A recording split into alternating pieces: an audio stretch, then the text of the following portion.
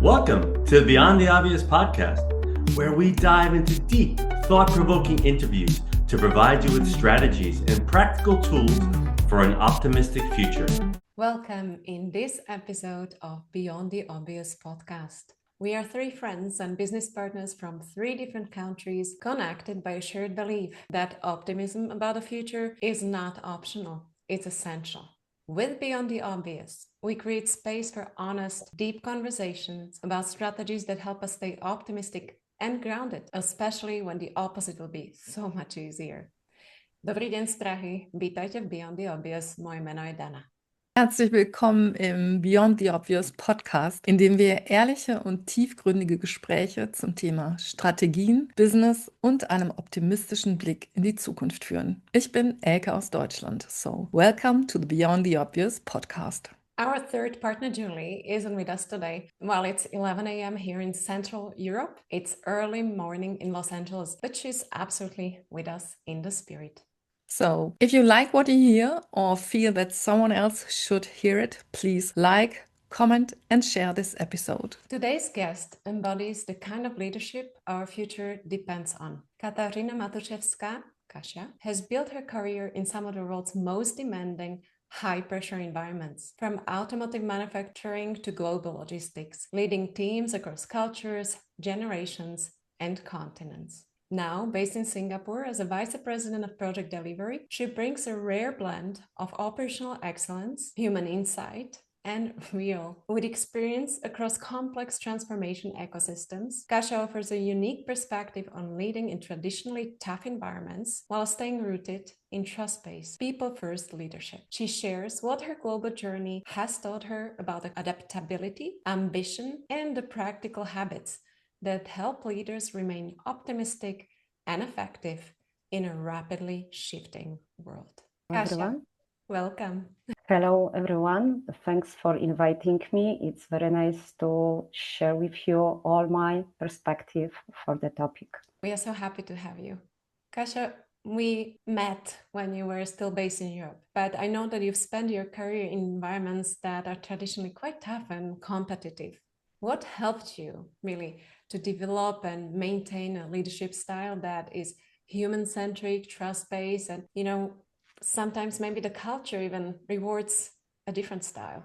Wow. Indeed, my background is very technical. So I grew up with very male-dominated environment from school perspective, university perspective. However, even since very teenager time, I love to teach others, or my passion was about being a teacher in the future later on. However, my parents have a different mind, so I study IT and very technical topics, engineering, of course. And I remember when we met together with my husband, and we always debate what is more important, is about the tools, about the process, or about the people. And of course, we have a different perspective. My view is always about the people, always about what's the psychological background behind creating the people to decide and go and follow different direction. So whatever I say, I was always believe that success ultimately depends on the people. Over a time, I realized that also if more understanding we put behind this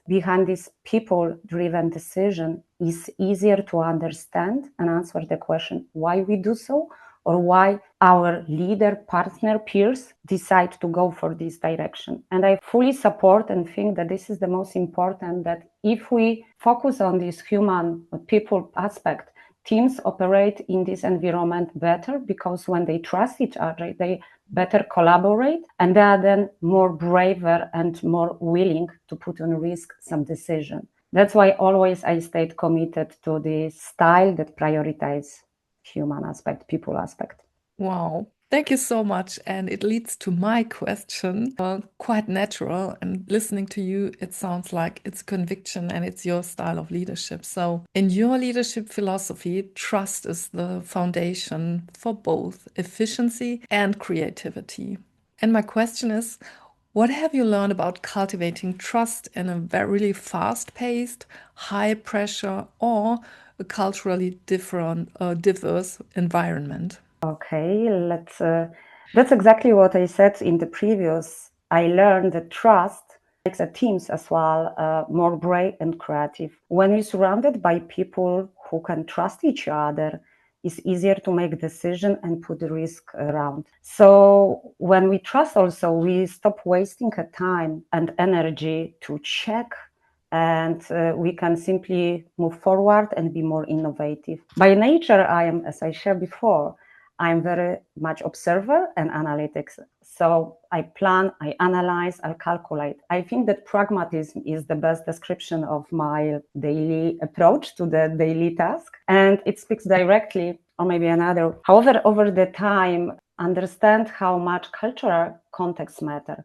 When we feel the fear, we are not so limited. We are very much limited then, and we more protect ourselves than go beyond the decision or go more direct decision. We protect not to be guilty, not to be blamed that our decision was wrong, and instead to go straight forward for the next innovative solution, we stuck in our very limited zone.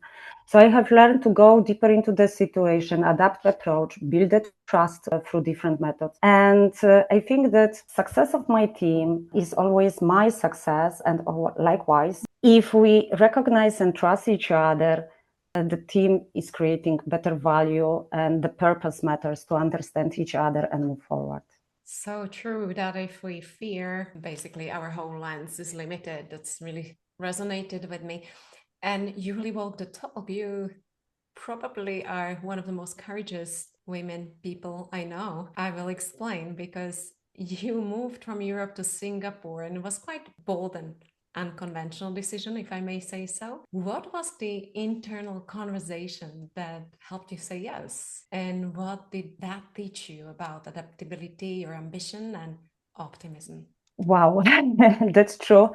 Last year, right now it will be more than 12 months ago when I decided yes and follow this decision. But I think it's also my personality. I always had this trait that when something resonates with me, it stays in my mind until it's happened. If I only pay attention about this topic, I go deeper and deeper until it's happened. And I experienced already in few times, let's say the big one, bold decision. It was during university time when I decided, especially Poland, the time, post-communism, transition period, not many possibilities and options. That's why I was really struggle what is next. And then I decided, why not to go to US? My parents said that is absolutely crazy idea, and they are not fully supporting this before I finished the study. And I had a money just for a week. I said, okay, let's try week or 1 year. Finally, I stay a year. I a little bit developed my English, and of course, I learned different reality that, especially the time. The same happened a few years ago on the different contract as well.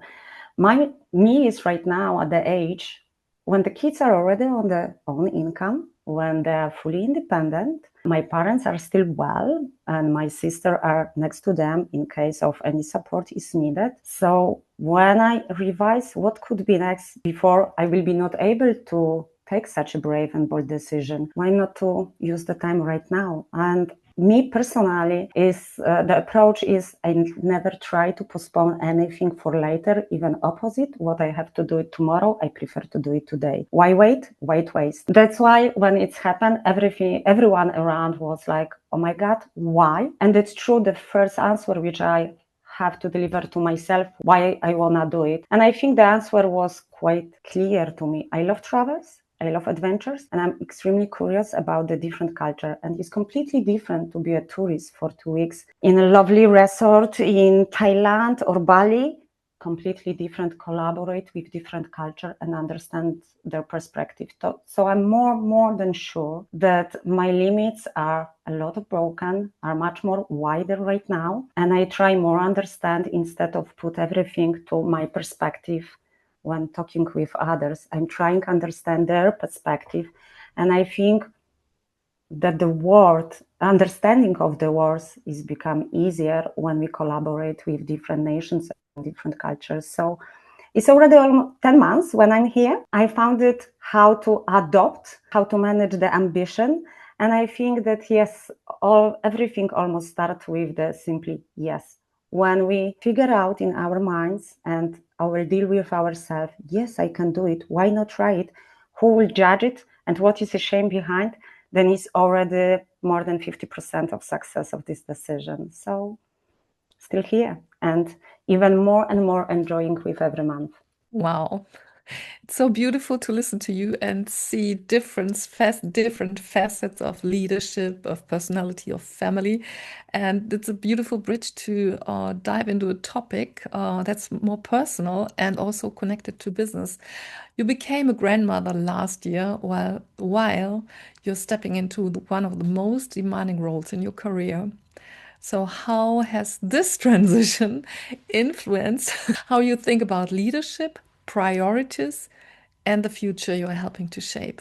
Yeah, that's exactly. Yeah, that's happened. And honestly, it was my first conference when I was in APAC when my daughter texted me a message that I become a grandmother. I cry. I share this emotion with the colleagues who sit around me that day. And they were kidding later on that they are also somehow grandparents of the baby because they were felt so emotionally connected with this situation. The time and people in Asia are extremely emotional and very much family oriented. So it was lovely to share with them. But true, from leadership perspective, it happened at the same time, this big milestone here become a grandmother. So I really dream to be very close to my daughter and at the same time focus very much on the job, which is also from culture perspective, from topic perspective, much different than the previous one. But technology here extremely help.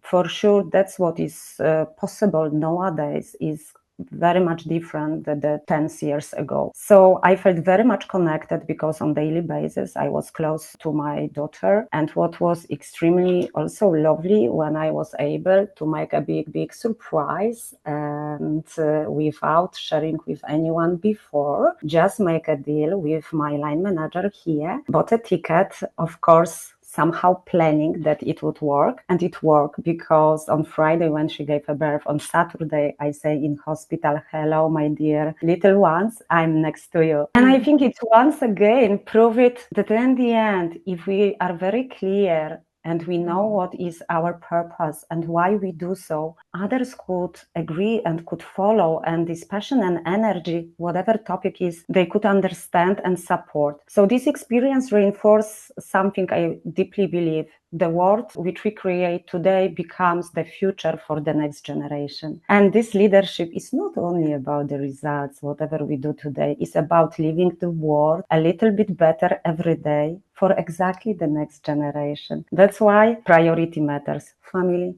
purpose, shaping future for them. So even more, I'm passionate about working and delivering here and understanding the world.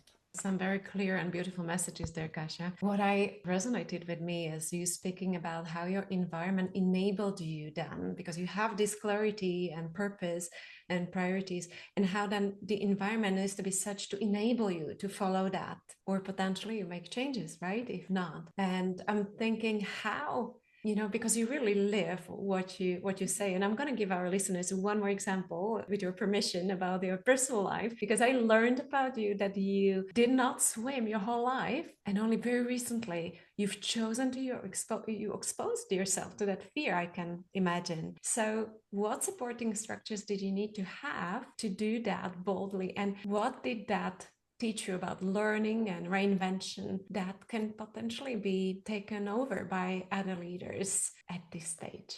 That's very much true. I never was in the water since teenager time when, I nearly drowning as a teenager. That's why it was a lot about the minds, a lot about the panic, my own limits. So learning of swimming is not only about the technique, it's mostly for me was how to control mostly and calm down, calming the panic and overcoming a shame. You can imagine here is amazing conditions to learn swimming, amazing. Weather, very warm, accessible to the water is very easily. Environment is amazing, but still it was for me how to make it that I move myself and beyond these boundaries, and instead of control these minds and instead of panicking, control the breathing and then only focus on the technique. Probably I will be never a swimmer. I'm not so good. And my coach is extremely patient every day, every training saying that I can do it. And I try to believe in myself because the biggest debate I have in my own mind.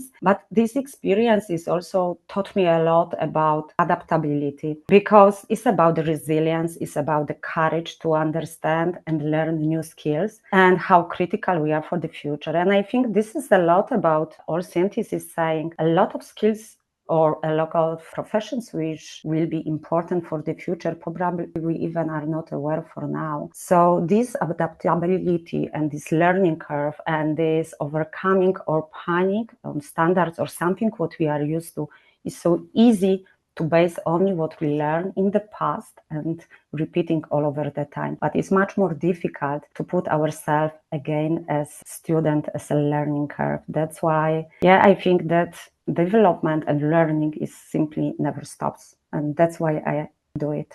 So it's so amazing to listen to you because it's naturally everything is naturally connected, and there is so much fun on the one side, curiosity, boldness, and always the connection to the relevant topics. So you just said that maybe you're not going to be a swimmer, but I know that you're a runner, that you're a hiker, and you've been to the Himalayas. So a professional on this side, this is what it sounds like. You already mentioned that there's a connection from learning to be a starter in swimming, but what have you learned from these endurance experiences about resilience and leading through uncertainty? It's for sure connected to your swimming experience, but now from this perspective of something that already stayed in your life, what have you learned from this?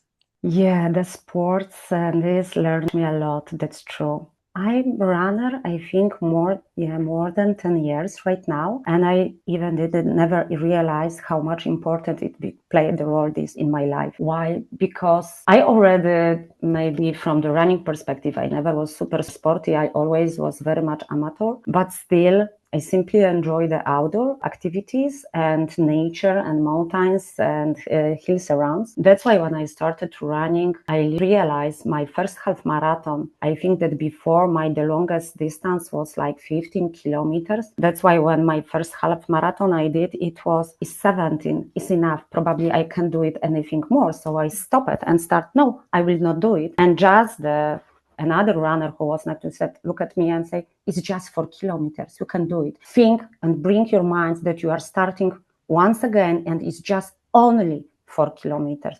Altogether, it will be 21. And this approach helped me really a lot because when I overwhelmed with the work and I think that the stress is so big that I couldn't manage anymore, I always try to have the same approach as a runner. It's just additional 4 kilometers, it's additional run. Instead of approaching the big task and a very big project, divide my own minds how one by one I can all together deliver in one piece. That's why instead of thinking that is a very big one, I'm trying to divide and is additional another 4 kilometers. I think that one of the biggest gifts which I made to myself, it was 50 kilometers run for my 50th birthday. 3 years ago, it was when I realized, and again, I was like, is this already the age that I'm out of the game or is already a space that I can really enjoy it? How to deal with this 50th birthday, especially that from the colleagues, I was the oldest one. Then I decided to make a gift for my own and do this ultra marathon 50 kilometers because I'm born in December. That's why it had to be in December. The time I was in Poland, so it was December, -4, snowy, more than 1,000 elevation, but why no? And my energy and passion was so high that honestly, when I look back, I couldn't imagine how I made it, but I made it and I enjoyed it a lot. It was super fun. Of course, it was about the distance, not about the pace. And this mindset, this allows me still that resilience is built step by step. It allows leaders to navigate uncertainty with confidence. We can manage. It's only the approach make a difference. So yeah, I keep going. Oh, please keep going. You said, of course, it's about the distance, not about the pace. And I feel like that could be even the headline of our episode. Because if you think about how turbulent the times are, I'm not going to name all the influences we all know, we all follow, we all live it. And you gave us already a practical tool, but I'm going to ask you to please share a few more practical tools, if you have, on how to stay really balanced, grounded, effective in the times that we are living, times of high uncertainty. I think that it's something what I also had to learn and even repeat myself every day almost, that exactly keep moving forward, but mostly is progress over perfection. Because I am working in operation excellence, I am very much, as I said, engineer, and is about the perfection. That's why I need not at once to repeat to myself, it's about the progress. If we can live today better than yesterday, it's already a success. It's always all the tasks could be done, and we experience this every single day, but focus on these small little things that keep us moving forward and exactly live the world better. What I also think that I learned across the years of my leadership, that admitting the weakness and asking for help is not a sign of failure. That is actually our strength, that we can be authentic, that we can be ourselves, and we don't need to be ruthless to be authentic. It's not about the power, it's about the respect, collaboration. And what allowed me, I think the last one, I think, is never abandon the passion. Our passion, I think, keep us smiling and optimistic for the future. And this is what gives us strength and power. So I think, yeah, that's all from my side. Brilliant. Thanks so much, Kasia, for all the practical tools, for the conversation. And we also have one more surprise question for you. And that is, and please take your time, as you know, we have the time you need. Tell us in 3 words, what does optimism about future mean to you? Explore the world. Explore the world and meet as many culture and people as possible. I think what is shape us, but explore the world, I think, is the most, Super. Thank you.